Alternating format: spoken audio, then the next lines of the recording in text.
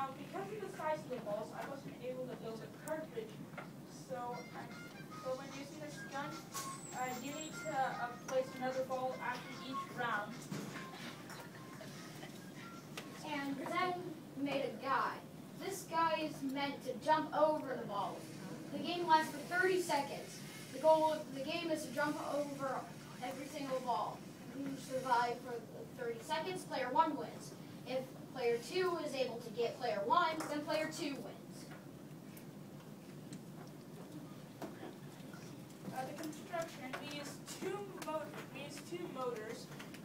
One was to turn this handle to launch the guns on this track that I built, and another one was over here to the guide for the crank, so it could jump.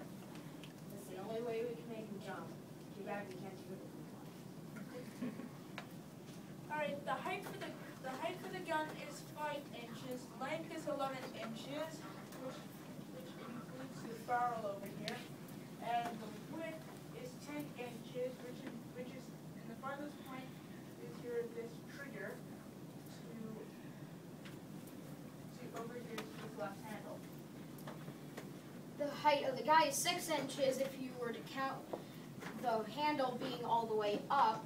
The second is length. The length is 3.5 inches, and then the width is 15 inches. The hardest part was programming the robot and the gun and the guide, because we both wanted to use the motors, and we were both using touch sensors, so it was difficult to program them in case we had to do it at the same time. So we switched it up. I kept mine with a touch sensor, but as a crank. So whenever you push it, it will spin. If you keep holding it, it will keep spinning unless you release.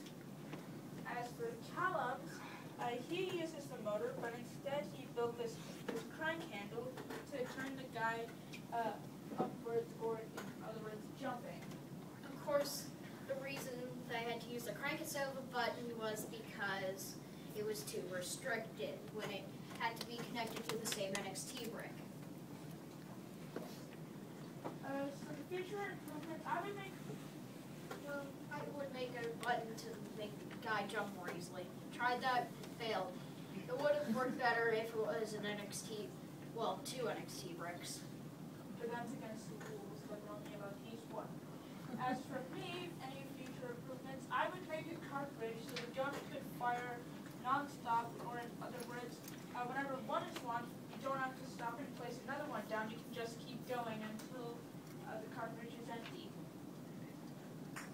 The end of the PowerPoint, but not the end of the demonstration. And now an example of what it looks like. Yeah, that's what's supposed to happen. Exactly.